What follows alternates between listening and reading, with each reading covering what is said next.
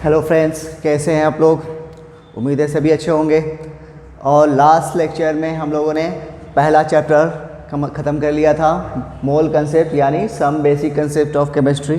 ठीक है, चलिए तो आज हम लोग शुरू करने जा रहे हैं। नेक्स्ट चैप्टर हमारा है स्ट्रक्चर ऑफ एटम या फिर एटॉमिक स्ट्रक्चर। इसमें हम लोग एटम का ऑपरेशन करेंगे, यानी एटम के बारे में जानेंगे, एटम के अंदर चलेंगे, उसके अंदर देखेंगे क्या क्या है, वो कैसे वर्क करता है, क्या काम करता है, कैसे क्या मतलब वो कैसे रहता है, क्या खाता है, क्या पीता है, जस्ट लाइक मतलब हमें उनके बारे में हमें जानना है। ठीक है, और एक बात और कि अभी तक अगर आप लोगों ने नोट्स नहीं बनाया है तो आज आगे से ऐसा ना करें। पीछे वाले चैप्टर को तो बना ही ले किसी देख कर, वीडियो तो अब आपको है ही वहाँ पे। साथ ही साथ इस चैप्टर में भी आपको साथ आपको नोट्स खुद से तैयार करना है, क्योंकि खुद से लिखोगे तो इससे दो फ़ायदा हो जाता है। एक तो आप पहले समझ जाते हो और फिर लिखते हो तो उस वक्त भी आपके दिमाग में जाता है। ठीक है ना, तो इसलिए ज़रूरी ये है कि आप खुद से नोट्स तैयार करें और फिर उसको इससे क्या होगा कि रिवीजन करने में भी आसानी होगी। अगर आपको जब रिवीजन करना होगा तो कैसे करोगे? ठीक है ना। चलिए तो हम लोग शुरू करते हैं। स्ट्रक्चर ऑफ एटम, हेडिंग डालेंगे स्ट्रक्चर ऑफ एटम।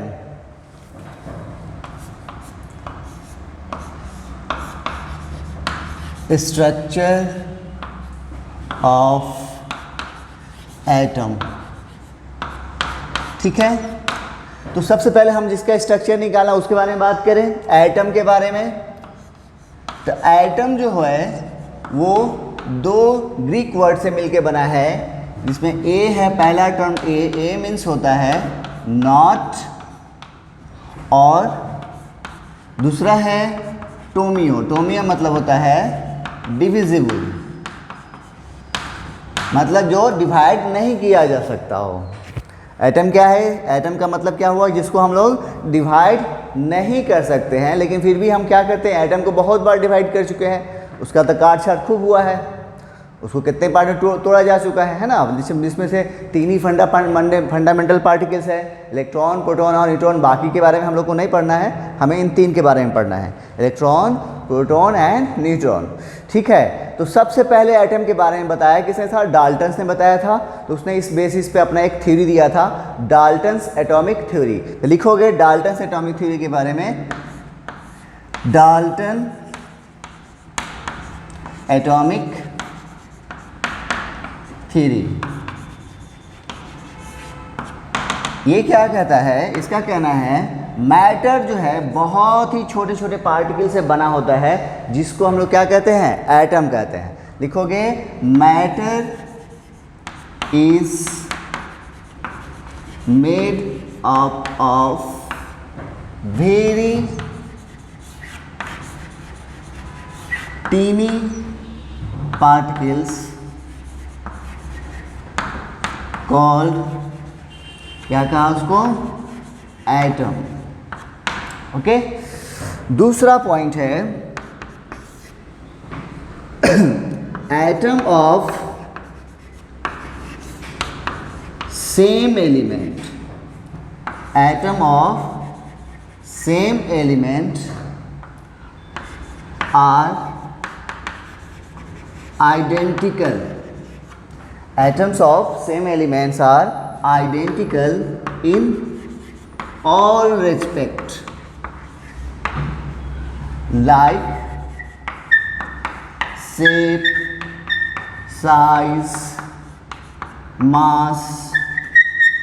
ठीक है, तो सेम एलिमेंट का अगर एटम है तो वो क्या होंगे? आइडेंटिकल होंगे हर एस्पेक्ट। उसका शेप देख लो, साइज देख लो, मास देख लो, सभी में वो क्या होंगे? सेम होंगे। ठीक है, तीसरा atom of different element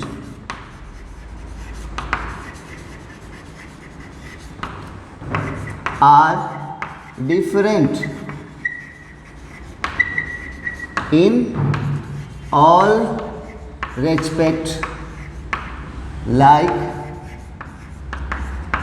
shape, size, mass। ठीक है, ये 3 पॉइंट हो गया, जल्दी से नोट करो इसको।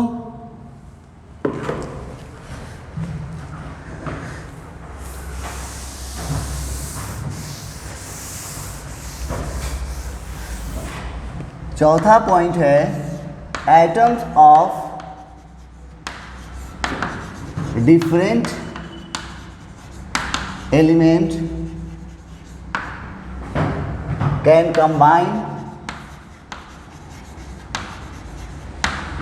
combine in terms of in simple ratio to form क्या बनाएगा, कंपाउंड का फॉर्मेशन करेगा। And the last one is atom can't be created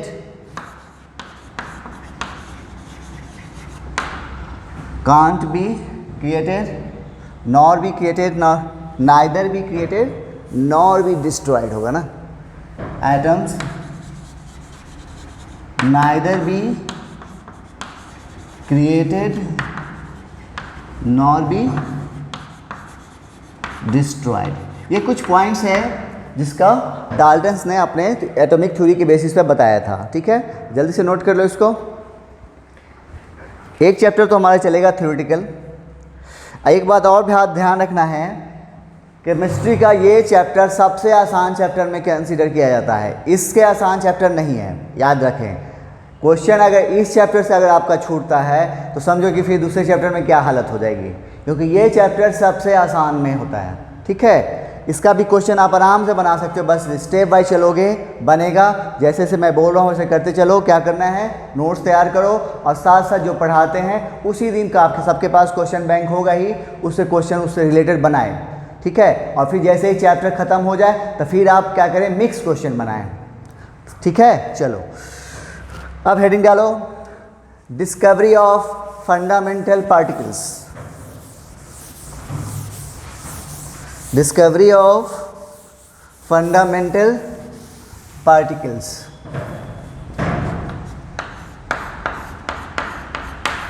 Discovery of fundamental particles। इसमें सबसे पहले हम बात करेंगे किसकी, इलेक्ट्रॉन्स की डिस्कवरी। Discovery of electron. ठीक है, इसको किसने किया था, उसका नाम था by J Thomson. By his cathode rays tube experiment. Electron की डिस्कवरी किसने की, जे थॉमसन ने किया, और उसका एक्सपेरिमेंट का क्या नाम था, कैथोड रेज ट्यूब एक्सपेरिमेंट। तो सबसे पहले हम बात करेंगे कि ये कैथोड रेज क्या है।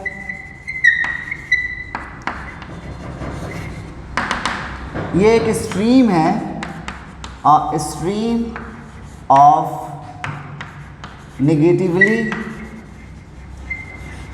charged particle।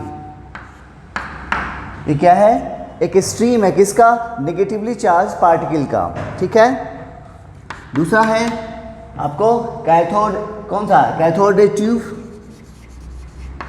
कैथोड ट्यूब ये क्या है, यह एक सिलिंड्रिकल ट्यूब होता है, a cylindrical tube with oppositely charged electrode. ठीक है, दो पॉइंट मालूम हो गया। इसके एक्सपेरिमेंट का क्या नाम था, कैथोड रेज ट्यूब एक्सपेरिमेंट। उसमें कैथोड रेज क्या होता है, ये एक स्ट्रीम है नेगेटिवली चार्ज पार्टिकल्स का। ठीक है, और कैथोड ट्यूब क्या है, ये एक सिलिंड्रिकल ट्यूब होता है जिसके दो इलेक्ट्रोड होते हैं और दोनों का कैसा होता है, चार्ज अपोजिट होता है, एक पॉजिटिव होता है दूसरा निगेटिव होता है। तो हम थोड़ा सा फास्ट चलेंगे क्योंकि यहाँ पर थ्योरेटिकल पोर्शन है, इसमें कुछ पॉइंट्स होंगी, इस समझना तो है, आपको याद नहीं रखना है, बस में कुछ पॉइंट हम बोलेंगे जिसको याद रखने के लिए, बाकी चूँकि जानकारी है तो जानकारी हासिल कर लेनी चाहिए। तो जल्दी से नोट करो, फिर हम दिखाते हैं एक्सपेरिमेंट।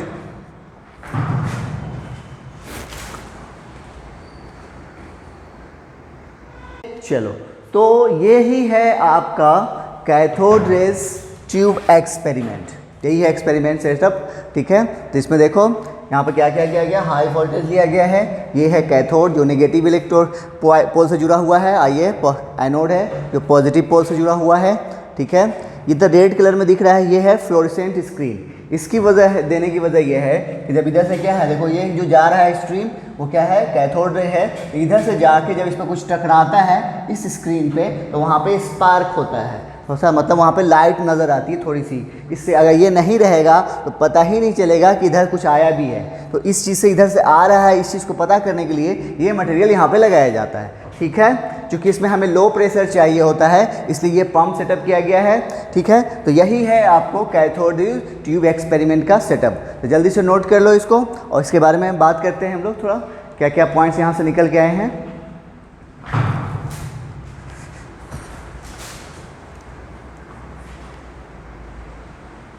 ओके, चलो, तो कैथोड ट्यूब एक्सपेरिमेंट का सेटअप देख लिया। अब कैथोड रेज के बारे में कुछ जानकारी हासिल कर लेते हैं। तो हेडिंग डालोगे characteristics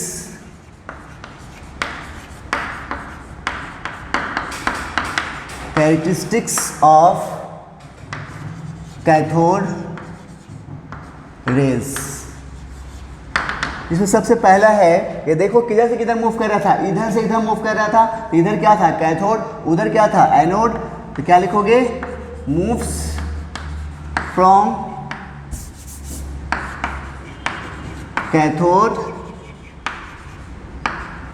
to anode, first point. दूसरा, किधर मूव कर रहा था, स्ट्रेट लाइन में, मूव्स इन स्ट्रेट लाइन, लेकिन कब, in the absence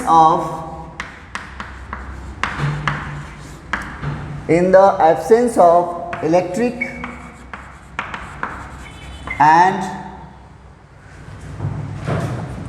magnetic field, यानी वहां पे इलेक्ट्रिक और मैग्नेटिक फील्ड नहीं होगा तो ये रेज कैसे मूव करेगी, स्ट्रेट लाइन में मूव करेगी। दूसरा पॉइंट। तीसरा, deflected towards positive plate, deflected towards positive plates in the presence of electric and magnetic field।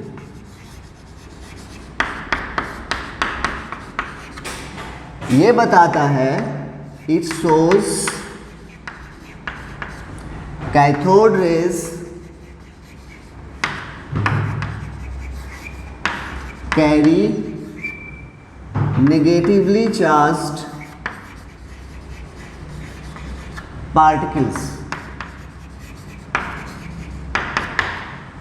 Okay, मतलब यहाँ पे हमने 3 पॉइंट पढ़ा। पहला, ये कहाँ मूव करेगा, कैथोड से एनोड।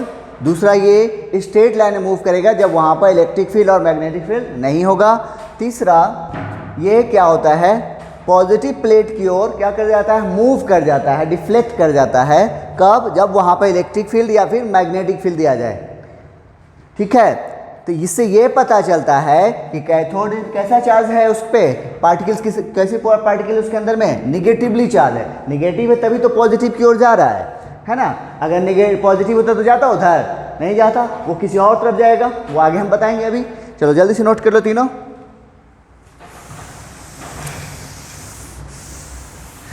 फोर्थ पॉइंट है,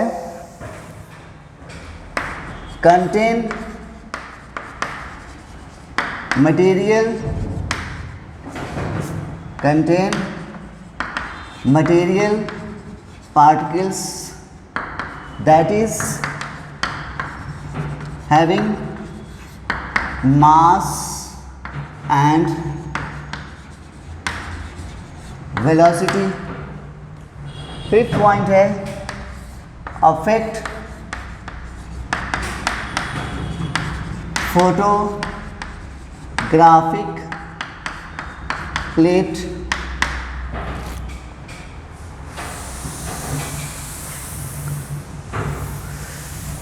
छठा पॉइंट है ionizes the gases. And the last point और सबसे इंपॉर्टेंट पॉइंट,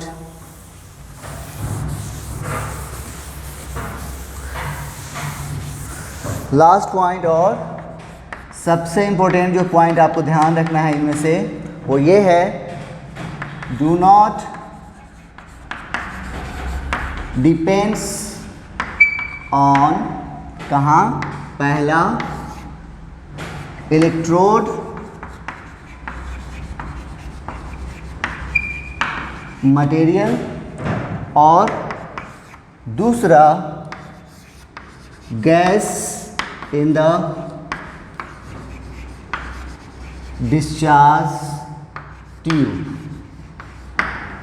ठीक है, ये पॉइंट आपको ध्यान रखना है, बाकी ना भी रहेगा तो चलेगा, लेकिन चूंकि जानकारी है तो हमें जानकारी लेना चाहिए। लेकिन ये दो पॉइंट जो है हमें एग्जामिनेशन पॉइंट ऑफ व्यू से ये दोनों इंपॉर्टेंट है कि ये जो है डिपेंड किस पे नहीं करेगा, इलेक्ट्रोड मटेरियल पर डिपेंड नहीं करेगा और gas in the discharge tube है उस पर भी डिपेंड नहीं करेगा। जल्दी से नोट कर लो, फिर आगे बता रहे हैं।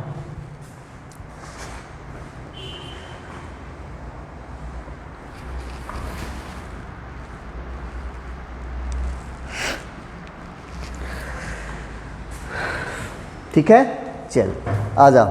अब charge to mass ratio, heading क्या लोगे, charge to mass ratio. Charge to mass ratio that is E/m ratio of electron. इसके बारे में बताया था जे थॉम्सन ने, और इसने फाइंड किया था E/m का वैल्यू। क्या फाइंड किया था, एक मिनट। इस वैल्यू को E/m रेशियो को एक और नाम से जानते हैं, also called specific charge. Specific charge, देखो स्पेसिफिक टर्म जब भी कहीं नज़र आ जाए तो समझ लेना कि नीचे में m से भाग दिया गया, यानी मास से डिवाइड किया गया है। ये हम पूरा साइंस की बात करें, एक दो जगह छोड़ के स्पेसिफिक ग्रेविटी है शायद वहाँ पे नहीं है, बाकी जितना जगह पे भी आपको स्पेसिफिक टर्म नज़र आएगा जिसका मतलब उसके नीचे में क्या होगा, जैसे डेंसिटी क्या होता है, मास बाय वॉल्यूम होता है, और वहीं अगर स्पेसिफिक डेंसिटी बोल देगा तो फिर क्या हो जाएगा, वॉल्यूम बाय मास हो जाएगा। ठीक है, तो स्पेसिफिक टर्म जैसे ही आए समझ लेना कि मास क्या है, नीचे है। ठीक है, तो इसने फाइंड किया इलेक्ट्रॉन का E/m वैल्यू कितना आया, -1.76 × 10⁻11। ठीक है, अब बोलो यूनिट बोलो जल्दी से, क्या हो जाएगा। तो देखो यूनिट के लिए क्या बताए थे, कुछ नहीं, जो दिया है उसके बारे में पता करना है हमें कि दिया क्या है। तो देखो यहाँ पे E ऊपर में है, मास नीचे में है, तो E क्या है, चार्ज का यूनिट क्या होता है, कूलम्ब, और मास का यूनिट क्या होता है, kg। ये हो गया कूलम्ब पर kg। और अगर यही चीज़ को हम लोग ग्राम वाले में बात करें तो 1.76 × 10⁻, क्या हो जाएगा, तो 1 kg बराबर कितना ग्राम, 1000 ग्राम, तो 1000 नीचे में आएगा, तो 1000 से 1 कटेगा, कितना आ जाएगा, 10⁸ कूलम्ब पर ग्राम। तो ये हो गया आपको किसका, इलेक्ट्रॉन के लिए स्पेसिफिक चार्ज का वैल्यू। जल्दी से नोट करो।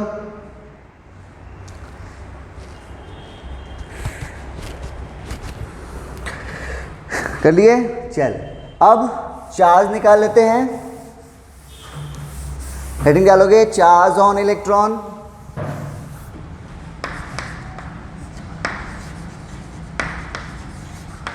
Charge on electron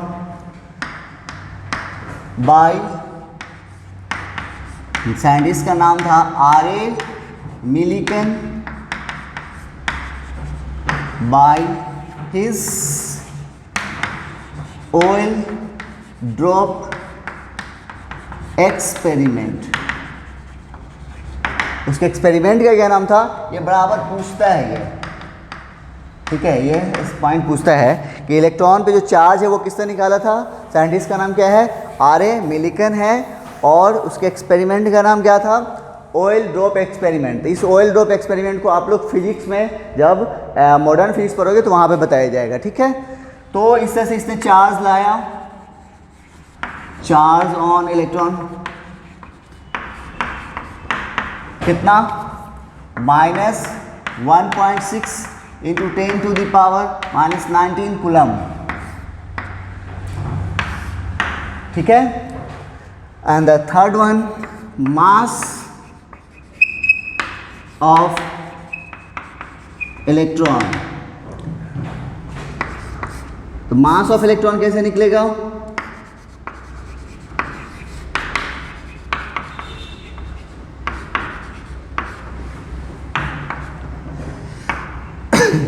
E by M. तो देखो तो E से E कट जाएगा, मास ऊपर चला जाएगा, मास आ जाएगा, वैल्यू पुट करो। E का वैल्यू कितना है, -1.6 इंटू 10⁻⁻19, और नीचे में कौन है, स्पेसिफिक चार्ज, उसका वैल्यू रखो, क्या है, -1.76 इंटू 10⁻11 रखो। तो 11 में जब रखे थे तो यहाँ पे यूनिट क्या था, कूलम पर केजी। इसका मतलब यहाँ पे जो वैल्यू आएगा वो कितना आएगा, 9.1 इंटू 10⁻31। और यहाँ पे आपने क्या लिया है, देखो तो ये कूलम पर केजी, तो कूलम टू कूलम कट गया, बच क्या गया, केजी आ गया ऊपर। तो ये हो गया इलेक्ट्रॉन का मास कितना, 9.1 इंटू 10⁻31। और इसी चीज़ को अगर ग्राम में बोले तो 9.1 इंटू 10⁻28 ग्राम, ठीक है। चलो जल्दी से नोट कर लो, एक लास्ट पॉइंट इसमें बच गया है।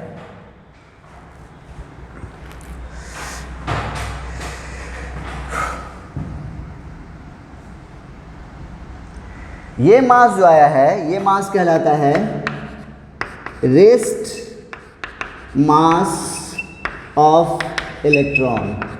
ये क्या है, ये मास जो आया है, ये इलेक्ट्रॉन का मास तो है, लेकिन कब है, जब इलेक्ट्रॉन रेस्ट में है। अगर मूविंग इलेक्ट्रॉन का मास निकालना होगा तो कैसे निकालेंगे, मूविंग इलेक्ट्रॉन का निकालने के लिए for mass of moving electron, अगर इसको हम m डैश बोले तो m डैश बराबर हो जाएगा m0 by square root 1 minus v/c का स्क्वायर। यहाँ पे v क्या है, उसकी स्पीड है, c क्या है, स्पीड ऑफ लाइट है, ठीक है। तो ये हो गया आपको मूविंग इलेक्ट्रॉन का मास निकालने का फॉर्मूला। अगर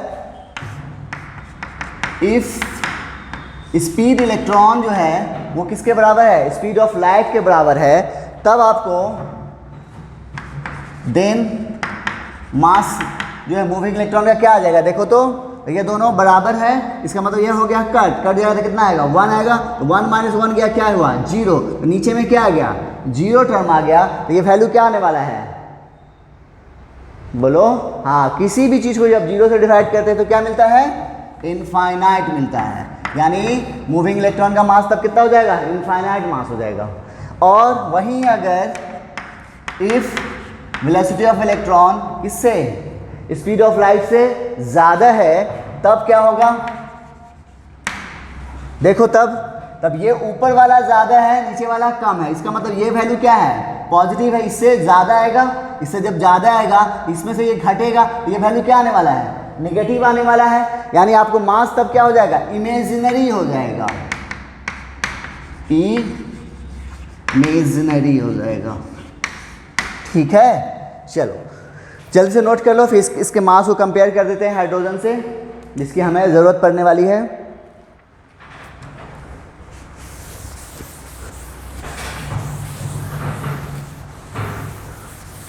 कर लिए? आजा हेडिंग डालो, comparison of mass of electron with mass, comparison of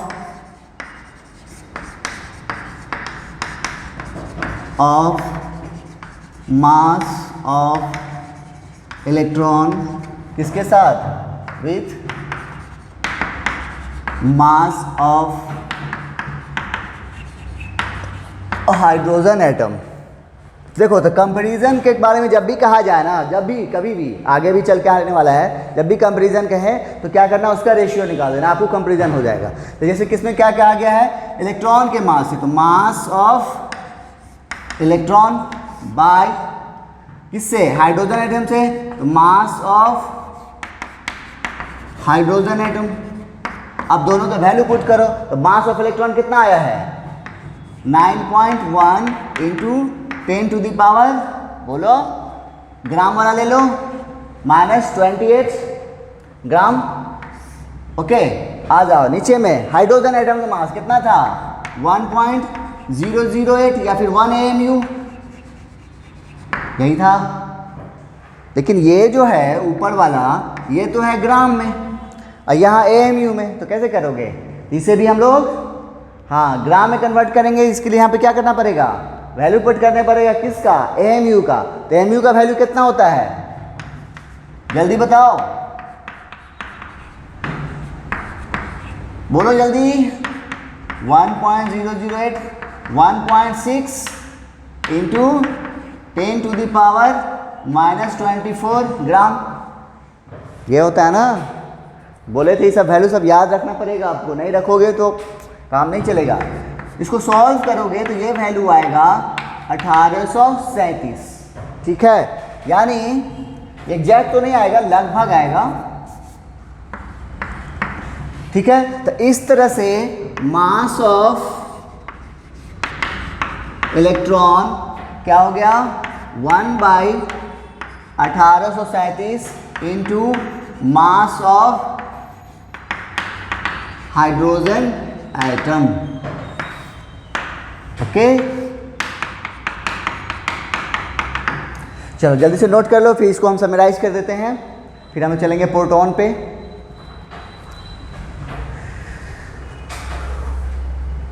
चलिए आ जाओ।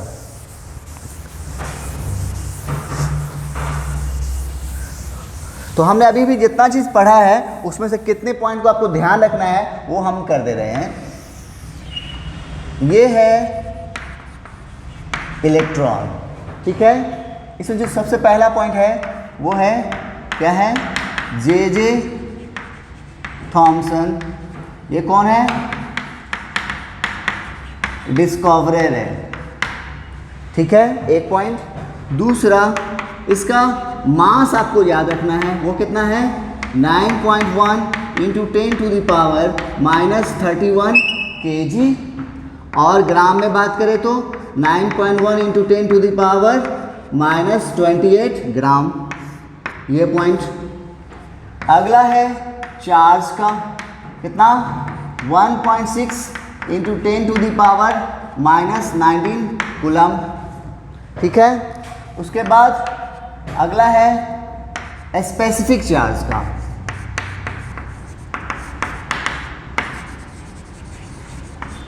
स्पेसिफिक चार्ज बोले तो E/m, इसका वैल्यू कितना आया था, -1.76 into 10 to the power 11 coulomb पर kg, या -1.76 into 10 to the power 8 coulomb पर ग्राम।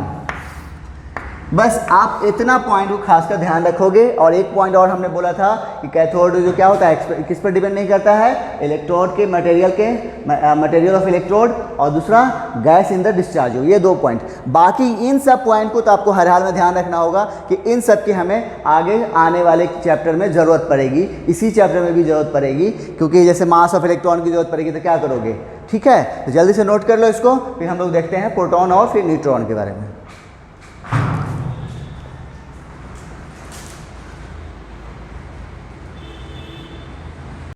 चलो, तो इलेक्ट्रॉन के बारे में हम लोगों ने जान लिया। अब आते हैं प्रोटॉन पे। हेडिंग डालोगे, डिस्कवरी ऑफ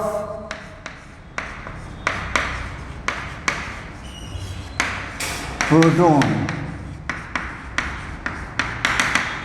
इसका डिस्कवर कौन किया था? By Goldstein, by his anode rays tube experiment. ठीक है, इसका एक्सपेरिमेंट का नाम क्या था? Anode rays tube experiment. अब यहाँ पर फिर आ गया, जिस तरह से कैथोड रेज था, यहाँ पर फिर ये कौन रेज है? ये एनोड रेज है। कैथोड रेज क्या था? एक स्ट्रीम था, किसका? नेगेटिवली चार्ज पार्टिकल का। तो ये क्या होगा? ये भी स्ट्रीम है, अ स्ट्रीम ऑफ किसका? पॉजिटिवली चार्ज्ड पार्टिकल्स का। ठीक है, जनरेशन ऑफ प्रोटॉन।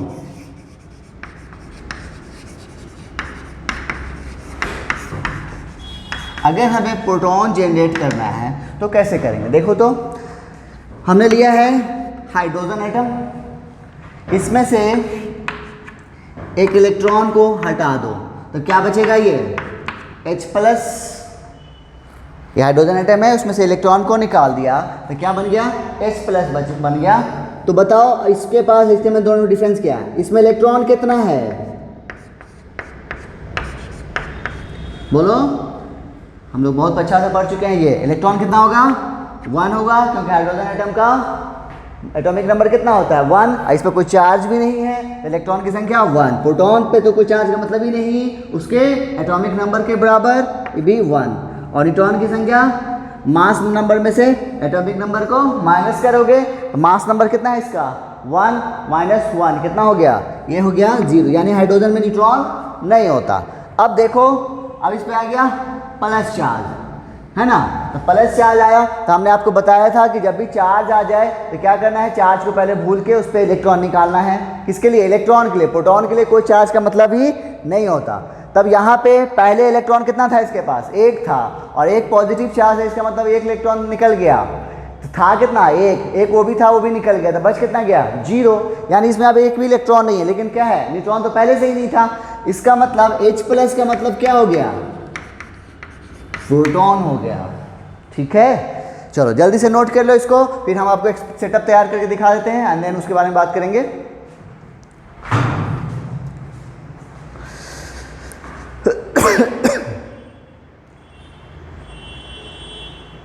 चलो, तो ये है आपको एनोड रेज ट्यूब एक्सपेरिमेंट। ठीक है, जैसे उसमें क्या था, कैथोड रे में इसमें फ़र्क क्या है? देखो, सेम टाइम पे दोनों तरफ से स्ट्रीम मूव करती है। उसमें क्या होगा? कैथोड से एनोड की ओर मूव किया था, यहाँ पे एनोड से कैथोड की ओर मूव करेगा। लेकिन इसने जब एक्सपेरिमेंट किया था, इसने कैथोड जो लिया था, वहाँ पे कैथोड क्या था? पूरा कंप्लीट कैथोड था। यहाँ पे देखो इसने जो लिया है परफोरेटेड कैथोड लिया है, यानी कैथोड में क्या है? छिद्र बना हुआ है। ठीक है, और इसके पीछे यहाँ पर क्या है? स्क्रीन लगी हुई है। ये स्क्रीन कैसी है? फ्लोरेसेंट स्क्रीन है, मतलब किसका? इसके तौर पे जिंक सल्फाइड यूज किया जाता है मटेरियल के तौर पे। ठीक है, और ये हो गया anode rays, exhaust pump. Anode से यहाँ पे बाकी यही इनका सेटअप है। तो यहाँ पर भी देखो क्या क्या बोल सकते हैं, जैसे उसके बारे में बात किए थे कि जैसे किधर मूव कर रहा है, एनोड से कैथोड कब स्ट्रेट लाइन। जल्दी से नोट कर लो इसको, इसके बारे में बात कर लेते हैं थोड़ा सा। चलिए, चलो हेडिंग डालो, characteristics of anode rays. Characteristics of anode rays. Characteristics of anode rays.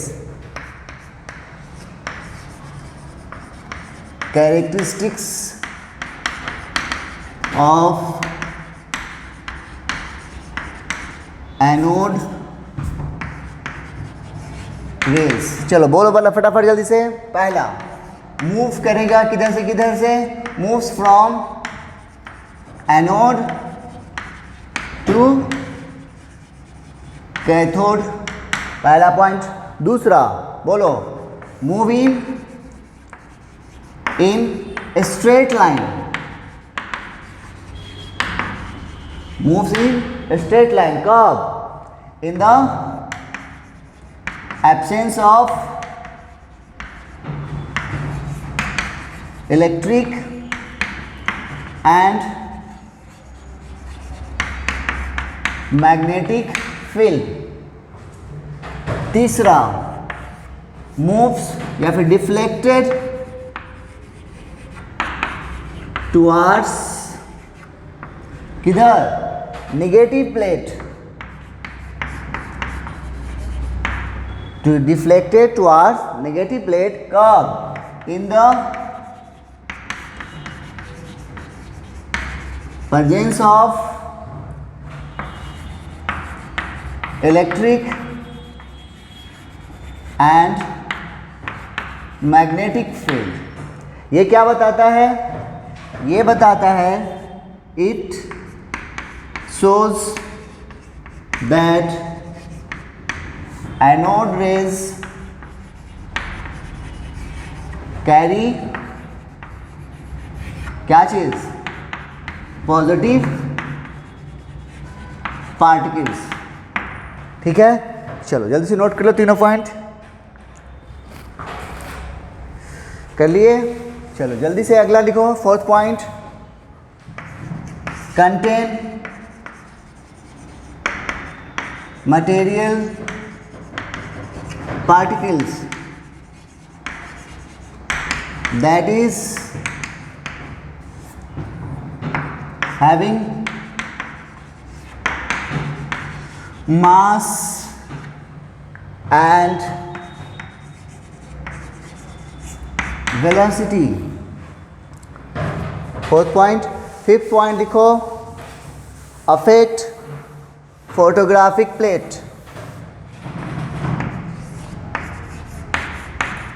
affect photographic plate। Six point, ionizes the gas। and the last point and very important point,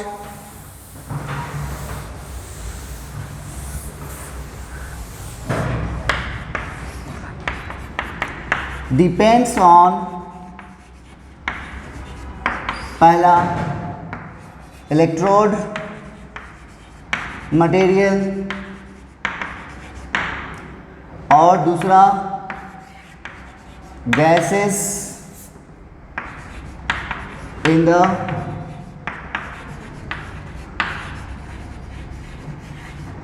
discharge tube. यानी ये depend करेगा दोनों चीज़ पे, electrode के material पे भी और साथ साथ गैस अगर डिस्चार्ज में चेंज करोगे तो वैल्यू भी चेंज होगी, जबकि कैथोड में क्या हुआ था, वो डिपेंड नहीं कर रहा था। चलो जल्दी से नोट कर लो, हो गया, आ जाओ। अब हेडिंग क्या लो, स्पेसिफिक चार्ज। स्पेसिफिक चार्ज बोले तो रेशियो ऑफ इलेक्ट्रॉन एंड उसका मास। specific charge of proton that is E by m ratio, है ना। ये किसने किया था, बाय जे थॉम्सन, और इसने वैल्यू फाइंड किया कितना, 9.5 into 10 to the power 7 coulomb पर केजी, या फिर 9.5 into 10 to the power 4 coulomb पर ग्राम। चलो जल्दी से नोट कर लो इसको।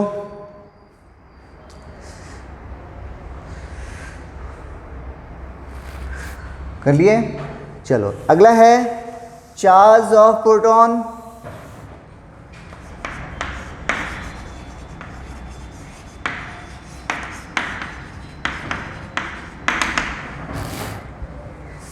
हम अभी स्पीड में चल रहे हैं, इसकी वजह यह है कि यहाँ पर कुछ समझना नहीं है, क्योंकि एक्सपेरिमेंट किया गया चीज़ है, वही चीज़ है, आपको बताना है। सिर्फ कुछ चीज़ें हैं, एक्सपेरिमेंटल वैल्यू है, उसको आपको याद रखना है। जहाँ पे समझाने वाली बात आएगी मैं ज़रूर वहाँ पर इस तरह से नहीं पढ़ाऊँगा, मैं स्लो कर दूंगा, आप टेंशन ना लें। इसमें जो इतना चीज़ बोल रहे होंगे बस उतना किस चीज़ को याद रखना है वो आप रखोगे। तो चार्ज और प्रोटॉन की बात करें तो ये इलेक्ट्रॉन के वैल्यू मैग्नीट्यूड दोनों का बराबर होगा। चार्ज किसका, प्रोटॉन का और इलेक्ट्रॉन का, दोनों का मैग्नीट्यूड सेम होगा, बस सिर्फ क्या होगा, साइन का डिफरेंस होगा। तो वहाँ पे क्या था, माइनस था, तो यहाँ पे क्या आ जाएगा, plus 1.6 into 10 to the power minus 19 coulomb. ठीक है। And mass of proton E by M. तो देखो तो चार्ज कितना है 1.6 into 10 to the power minus 19, और E बाई एम की बात करो तो 9.5 इंटू 10 टू द पावर कितना था 4 कूलम पर ग्राम। ये आ जाएगा 1.66 into 10 to the power minus 24 gram. और केजी में बात करें तो 1.66 into 10 to the power minus 27 KG. चलो जल्दी से नोट कर लो।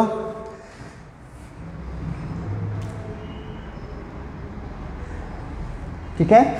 And the last point, comparison करेंगे किसके साथ, हाइड्रोजन के मास के साथ। कंपैरिजन ऑफ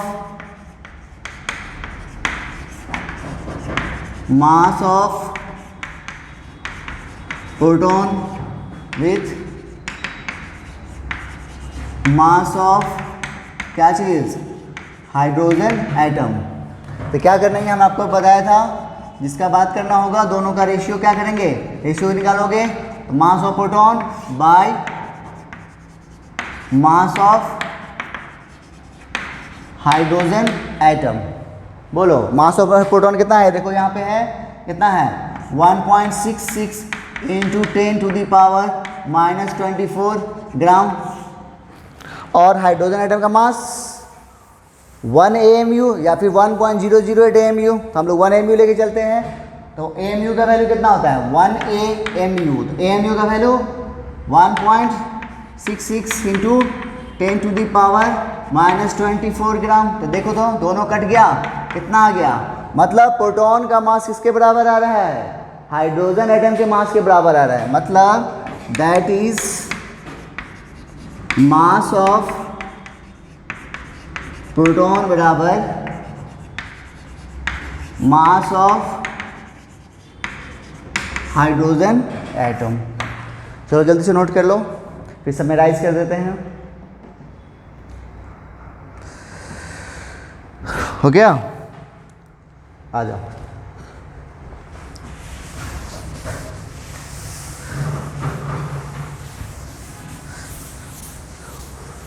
अब इसमें से आपको क्या क्या ध्यान रखना है जिनकी हमें ज़रूरत पड़ने वाली है।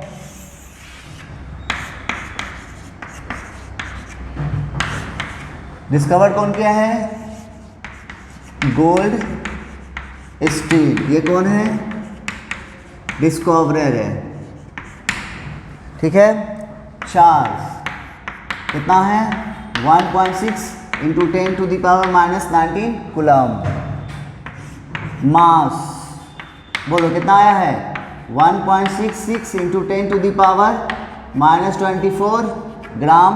और केजी में 1.66 into 10 to the power minus 27 KG.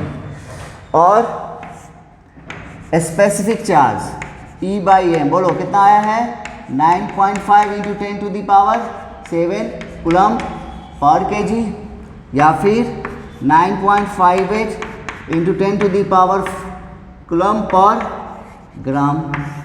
तो ये था आपको प्रोटॉन के बारे में, इतने सारी पॉइंट आपको ध्यान रखनी है क्योंकि इन सब की हमें ज़रूरत पड़ने वाली है। ठीक है। तो जल्दी से नोट करो, लास्ट बच गया न्यूट्रॉन, वो बता देते हैं।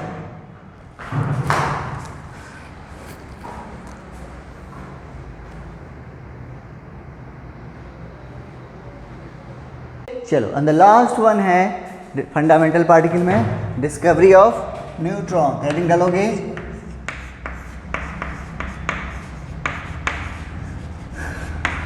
Discovery of neutron. ये किया था बाय चैडविक ने। ठीक है। सबसे लास्ट डिस्कवरी इसी की हुई थी, क्योंकि इस पर कोई चार्ज होता नहीं है, इस वजह से इसकी डिस्कवरी में बहुत काफ़ी टाइम लगा था। सबसे पहले कौन आया, इलेक्ट्रॉन प्रोटॉन बहुत पहले आ गया था, क्योंकि वो क्या कर रहा था, शो कर रहा था, क्योंकि उस पर एक पे नेगेटिव चार्ज है, दूसरे पे पॉजिटिव चार्ज है, और इस पर कोई चार्ज ही नहीं था, कुछ ये दिखाता ही नहीं था, कुछ मतलब क्या बोला जाए उसको, छोड़ो, कुछ यार टर्म नहीं आ रहा है अभी ध्यान में। चलो, तो कैसे किया था वो देखते हैं हम लोग। सब इसने क्या किया, अल्फा पार्टिकल का, ये है अल्फा पार्टिकल, ठीक है, उसका इसने इम्पैक्ट किया किस पे, बेरिलियम एटम पे। ये क्या है, बेरिलियम एटम है। अल्फा पार्टिकल मतलब क्या होता है, हीलियम न्यूक्लियस। अल्फा पार्टिकल का मतलब हीलियम न्यूक्लियस। इसका क्या कर रहा है, इस पे इम्पैक्ट करवा रहा है, किस पे, बेरिलियम एटम पे। और बेरिलियम का मतलब 4Be9, यही है। तो यहाँ से जो जनरेट हुआ वो हुआ एक बड़ा एटम, कार्बन एटम, और साथ ही साथ न्यूट्रॉन का जनरेशन हुआ। ठीक है, देखो कैसे। तो अल्फा पार्टिकल क्या है, हीलियम न्यूक्लियस मतलब 2He4। देखो अब बैलेंस करो, यहाँ पे C6 12 है ना। देखो तो ये है क्या है, एटॉमिक नंबर और एटॉमिक नंबर। देखो तो 4 और 2 6, बैलेंस करना है इधर वाले का और उधर वाले का। तो 4 और 2 6, यहाँ पर भी 6 है। इसका मतलब जो न्यूट्रॉन है यहाँ पे ये क्या है, 0 है। और 4 और 9 कितना हो गया, 13। यहाँ पे कितना है, 12, यानी यहाँ पे क्या आएगा, 1 आएगा, तब ना बैलेंस होगा। 9 और 4 13, यहाँ पे कितना है, 12 है, कब 13 हो गया। तो ये हो गया आपको न्यूट्रॉन। ठीक है, तो इससे यहाँ से क्या पता चला, चार्ज ऑन न्यूट्रॉन कितना हो गया, 0 हो गया। न्यूट्रॉन पे कोई चार्ज नहीं है, जबकि इलेक्ट्रॉन पे कैसा चार्ज है, नेगेटिव, प्रोटॉन पे पॉजिटिव और न्यूट्रॉन पे 0, कोई भी चार्ज नहीं है। तो बता दो specific charge, specific charge for neutron कितना हो जाएगा, E/m वैल्यू। चार्ज ही नहीं है, चार्ज ऊपर में 0 है ये, तो ये वैल्यू क्या हो जाएगा, 0। And the last one, mass of neutron, ये लगभग मास ऑफ प्रोटॉन के बराबर होता है। ठीक है, तो ये था आपको फंडामेंटल पार्टिकल के बारे में कुछ जानकारी, जिसमें मैंने आपको लास्ट में समराइज किया है। वो पॉइंट आपको हर हाल में याद रखना है, क्योंकि उनकी ज़रूरत पड़ेगी, तो हर वक्त आप किताब पलटी नहीं मारेंगे।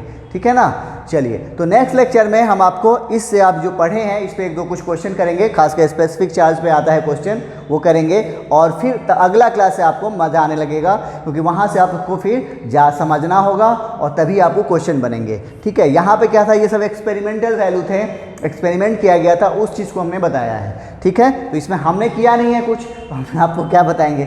ठीक है ना, हम तो बस जो किया गया था उस चीज़ को आपको डिलीवरी करनी थी। ठीक है, तो मिलते हैं नेक्स्ट लेक्चर में। Okay, thank you.